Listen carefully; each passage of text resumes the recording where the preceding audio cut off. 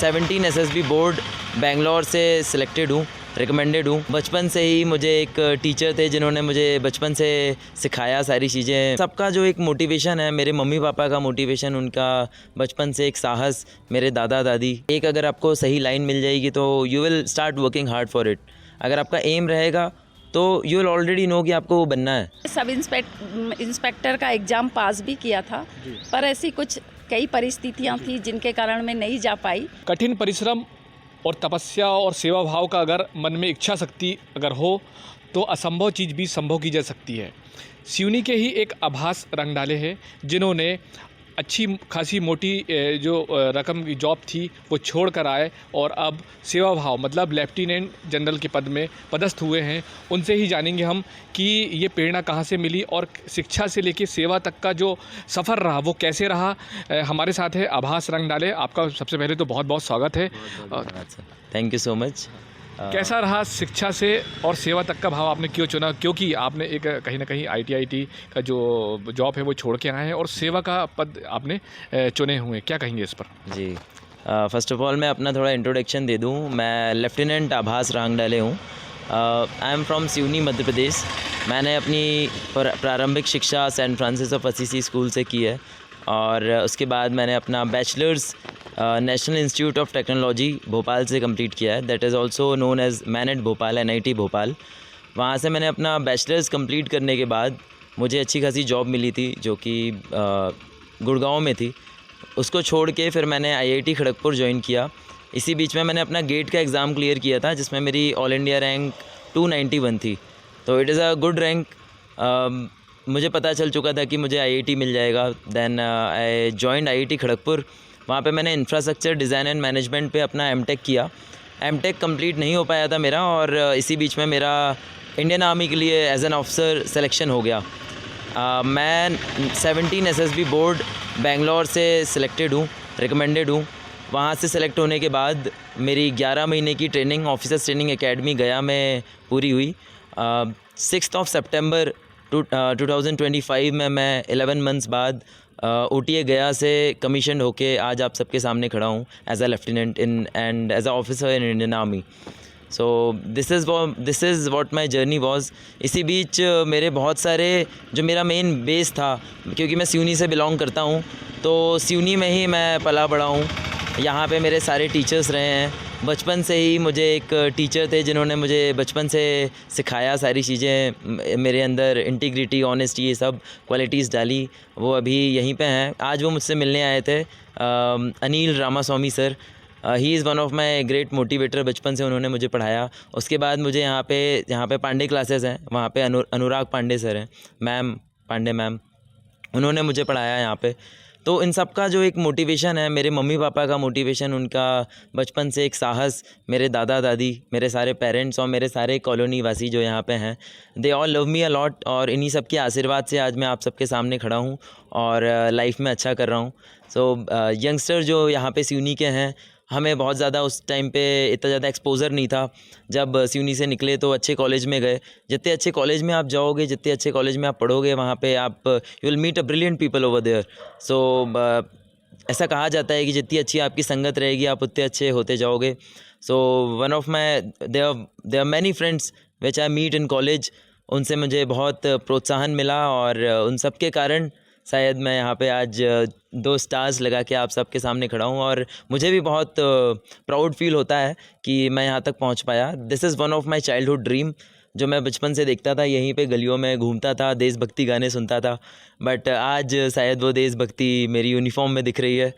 मैं ये नहीं कहूँगा कि सिर्फ जो आर्मी में है वही देशभक्ति निभा रहे हैं। मेरे मम्मी पापा जो कि टीचर हैं, शायद teaching is one of the best profession जो कि बच्चों को बचपन से नीचे से ऊपर लेके जाता है। शायद मेरे टीचर्स, मेरे मम्मी पापा, इन सब का आशीर्वाद जो है, जो बच्चों में यहाँ पे टीचर एक बच्चों को प्रोवाइड कर रहे हैं, एक गाइडेंस प्रोवाइड कर रहे हैं, this is also very important. अगर एक टीचर नहीं रहेंगे तो बच्चे भी आगे नहीं बढ़ पाएंगे। तो थैंक यू सो मच। मैं बस यही मोटिवेट करूँगा सारे यंगस्टर को कि मोटिवेट रहें, and meet a good people, good manifestation they should do, positive रहें और पॉजिटिव मैनिफेस्टेशन के साथ, हार्ड वर्क के साथ एंड सबसे इम्पॉर्टेंटली कंसिस्टेंसी। अगर आप किसी भी चीज़ के लिए कंसिस्टेंट रहेंगे तो you will achieve your goal. जैसे आपने यंगस्टर की बात करा, युवाओं की बात करा, मैं आपको बताऊं कि छोटे से ज़िले से आप सेलेक्ट हुए हैं, छोटे से ज़िले का नाम रोशन करे हैं सिवनी का, अब मध्य प्रदेश का और अब देश का। तो कहीं ना कहीं युवाओं को आप विशेषकर क्या कहना चाहेंगे, सिवनी के, मध्य प्रदेश के और देश के? सिवनी के युवाओं को तो बस एक ही चीज़ कहना चाहूँगा कि सबसे पहले अपना जो एम है वो सेट करें, आप जो बनना चाहते हैं। अगर आपका एम सेट रहेगा तो आप उस दिशा में जाते जाएंगे, और एक अगर आपको सही लाइन मिल जाएगी तो you will start working hard for it. अगर आपका एम रहेगा तो यू विल ऑलरेडी नो कि आपको वो बनना है, तो आप उसके लिए उस हिसाब से मेहनत करेंगे। लगातार प्रयास के बाद आप 6 बार असफल हुए, इसके बाद 7वीं बार जब आए तो आप सफल हुए। मैंने एक ही चीज़ कही है कि कंसिस्टेंसी इज़ द मंत्र ऑफ माई सक्सेस। मैंने कंसिस्टेंटली हार्ड वर्क करता रहा और असफलता जब भी मिली मैं मायूस नहीं हुआ। मेरे पेरेंट्स ने, मेरे मम्मी पापा ने बहुत मुझे प्रोत्साहित किया, और उनके ही कारण जब मुझे हौसला मिला, और मैं ये बच्चों को भी कहना चाहूँगा, उनके माता पिता को भी ये कहना चाहूँगा कि बच्चा अगर फ़ेल हो रहा है तो इसका ये मतलब नहीं है कि वो आगे भी फ़ेल होता रहेगा। एक दिन ऐसा आएगा कि जिस दिन वो बहुत अच्छा करेगा लाइफ में, और जैसे मैं अफसर बन के आया हूँ वैसे आपके बच्चे भी अफसर बन के हमारे छोटे से शहर में आएंगे और सब अच्छा करेंगे। इस सफलता का सबसे बड़ा श्रेय किसको देंगे आप? सबसे बड़ा श्रेय तो मेरे माता पिता को ही जाएगा, क्योंकि उन्होंने मुझे इस मुकाम तक पहुंचाया है। माता जी भी यहाँ पर हैं आपकी? जी जी, प्लीज़ मैं उनसे मिलूं। तो माता जी, सबसे बड़ा श्रेय तो आपको ही दे रहे हैं। आभास जी, क्या कहेंगे आप इस पर? सर ये तो आभास की ही मेहनत है, बहुत मेहनती बच्चा है ये। मुझे तो अभी जाके पता चला कि इनने 7 अटेम्प्ट दिया है। बस मेरा ये बहुत अच्छा बेस्ट फ्रेंड, मेरे लिए मेरी पूरी दुनिया यही है और इसी के आसपास में रहती हूँ। देखिए, माता जी का जो कहना है बहुत भावुक है वो, कि बेस्ट फ्रेंड की उन्हें कही है बेटे को, बहुत बड़ी बात है, और उन्होंने आशीर्वाद भी दिया है आपको। मतलब आपको पता था पहले से ये तैयारी क्या कर रहा है? आईआईटी में था मैं तब तो नहीं पता था। जब ये आईआईटी में था तब तो नहीं पता था सर मुझे, लेकिन मुझे हमेशा इतना भरोसा तो था कि जो भी करेगा आभास हमेशा अच्छा करेगा। जब ये 12th से पास आउट हुआ तो थोड़ा सा हम लोग डर रहे थे कि सीबीएसई कठिन है, एमपी बोर्ड में आ जाओ।